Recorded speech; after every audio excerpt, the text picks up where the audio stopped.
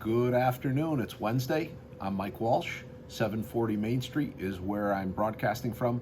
And these are the answers to the Ask the Mayor questions that we received last week. We have 7 questions today, and they are all over the board. So buckle up. Here we go. First question comes to us from John.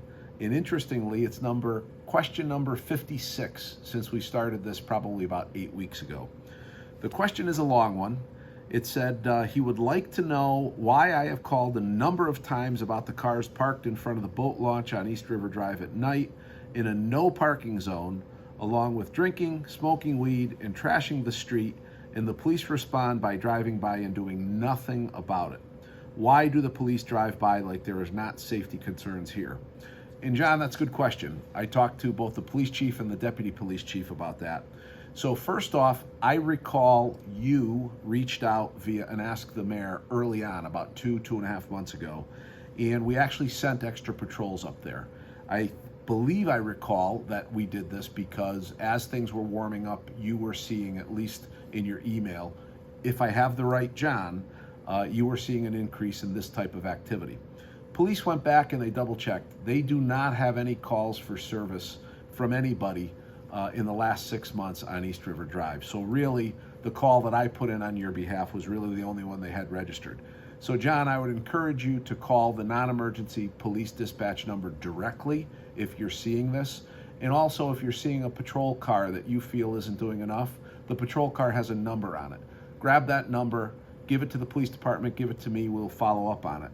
But John, we try to follow up on these questions as we get them. And in this particular case, I recall sending extra officers, but we're always happy to respond to the community. So by all means, as it's happening, please send something to the office of mayor or call the non-emergency police number. We try to be everywhere, but we have 18.7 square miles to patrol. On any particular patrol, there's 8 officers, so you can do the math. As much as we try to be omnipotent, we can't be everywhere, but we'll try. So that's question number 1 for this week. Question number 2 is from Pete, and he says, good morning, Mike. I live on Goodwin Street. There's an old shipping and receiving building next door to me. It's been overgrowing for quite some time. I'm getting up in age, and I can no longer take care of the property that is not mine, and it's growing into the yard. So Pete, I looked up the property, and it's actually 224 Leggett Street, and it's Living Word Empowerment Ministries.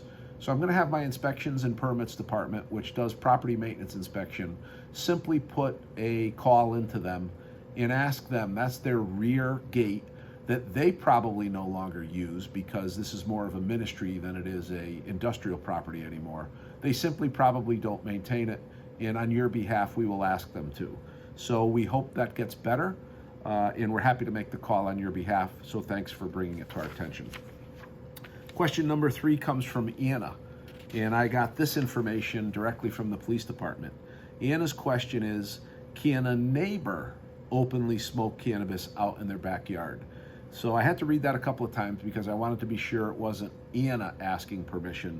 It was Anna having a neighbor who would appear to be smoking cannabis outside in the backyard. So just getting off the phone with Deputy Police Chief Don Olson, the answer is yes, that is legal. You might recall that within the last year or so, the Connecticut General Assembly made the possession of small amounts of cannabis legal. You can grow it in small amounts, you can have it or smoke it on your property. It's legal and you can possess it. So while I don't encourage anybody to smoke and drive, certainly in your backyard, this is now legal according to Connecticut state law. So hopefully that answers Anna's question. Question number 4 comes from Glenn. And Glenn is, I would like to know if there is a plan for the park on South Prospect Street. And I visited that about a week ago. There is absolutely nothing there. So I actually appreciated Glenn's question. If there is no plans, could I myself as a homeowner start a community garden there? And the answer is, don't do it yet, Glenn. I think your idea is a great one, but if on Ask the Mayor, I unleash a barrage of people going into the park, even if it's South Prospect, where there's nothing there. I believe it's called Center Park. we may have people taking the opportunity to go into other parks. So Glenn, at the moment, the answer is no, but I like what you're talking about, and it's something we'll look at internally as far as regulations. A more appropriate place, maybe one day to do something at the DePietro Park on the corner of Forbes and Silver Lane, but not a bad idea. We just don't have any rules or regulations in place. Let me take an opportunity to do that. And then Glenn, you know where I live, I know where you live. Let's keep talking and maybe we can get out there in terms of a community garden. The next question comes from Elia. And Elia wants to know two questions. Why is the mill rate on real and personal property so high? And then how much taxes are paid by corporations? So Elia, it's a complex answer. East Hartford has a high mill rate because comparatively, whether comparatively means to South Windsor or Glastonbury or New Canaan, Connecticut, there are 169 municipalities, and comparatively, East Hartford has some of the lowest property values in the state of Connecticut. So comparatively toward those other towns, we're going to have a higher mill rate because when you take a lower property value, you need a higher mill rate to raise enough money to balance a budget. But that's one issue of several that I want to point out. Number two, you live in a community that has high services. We have a full-time paid fire department. We have paramedic intercept. We have curbside waste collection. So you live in a very service-rich community with low values. Those two things will drive up the mill rate. As an example, if we take New Canaan, they may have a $10 billion grand list compared to East Hartford's. Their mill rate may be 1/3 of East Hartford's. We may be 41, actually we are 41, and they might be 11. And the reason they're 11 is because they have substantially higher values. Now, the difference between New Canaan and East Hartford also has to do with services. They have high values and they deliver lower services. So you live in a community with both low property values, a small grand list comparatively, and high services. More importantly than the grand list or the mill rate number is what is the per capita tax number? And those that have been watching have heard me say this time and time and time again. We are ranked, the town of East Hartford, according to the Office of Policy and Management, Municipal Fiscal Indicators, we tax our citizens at 109th of 169 municipalities. That's roughly in the bottom third. So because we have low values, because we have high services, our mill rate is high. But that mill rate doesn't mean we are paying some of the highest taxes in the state of Connecticut. We are paying taxes as if we were the 109th lowest taxed community. That is not a license to spend. That's a realization of where your taxes are compared to 169 other communities. So that, I think, puts it into perspective. And the second question is how much in taxes are paid by corporations? I also went out to the Office of Policy and Management, Municipal Fiscal Indicators, and interestingly enough, East Hartford has a grand list that is almost equally divided between residential properties and commercial properties. Now, there's some motor vehicles in there at 9%, but you can be assured that 45% of the value of your grand list, meaning who pays those taxes, 45% of it is residential real estate and 45% of it is commercial real estate. So who pays the taxes in the town of East Hartford? That $136 million that we used last year to balance the budget in terms of taxes paid, and $136 million this year, are roughly equally paid. 45% of that $136 million by residences, 145% paid by corporations as a property tax, and then 9% by those who own motor vehicles. So I hopefully that answered the question. I find it as an interesting statistic as the former finance guy. And the last two questions for today. This one comes from Jeanette, and it's a multiple part question. Hill Street is in bad need of repair. When is it going to be repaved? It's been more than 15 years. The potholes are especially large midway from Forbes by the stop sign. Please get this busy road repaved. She also says between potholes, speeding, and large trucks hitting the bumpy patched potholes, her house shakes. It's unnerving, and it would be greatly appreciated if Hill Street can be monitored and maintained. So I went to our road paving inventory, which is on the website. I looked up Hill Street, and it's 1.68 miles.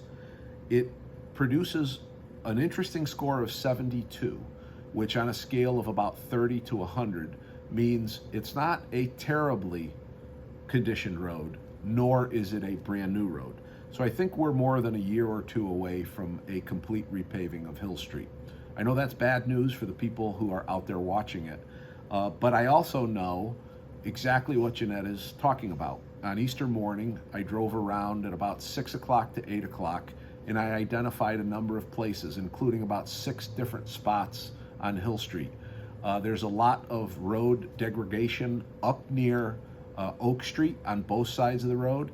As you come down toward the new house on the right, if you're traveling west, there's a terrible patch there. It's actually a good looking patch, but they perceived it was going to settle, so it actually turned into a mini speed bump, especially for trucks with a bad suspension.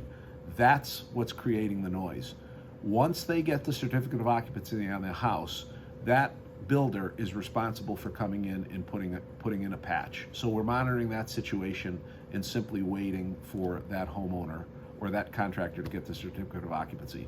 Traveling further down the road, there's 2 or 3 spots, one in front of Hill Street, one in front of Pickens Street School, and there's also one a little bit further down as you maintain near Hills and Forbes that needs some work.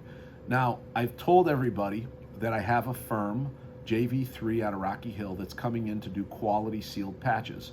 And that was true until South Windsor gave them a $1.3 million contract, and they told me they won't see me till October. To me, that's not acceptable. We have to give Hill Street some relief. So I am looking for another crew to pave both mill and overlay small sections of road here in East Hartford, to give folks like you, Jeanette, the opportunity to get some relief from some of the bad road conditions. So in summary, Hill Street overall is in good shape, but I absolutely admit there are places on Hill Street that need a mill and an overlay as a quality sealed patch. I'm working toward that end.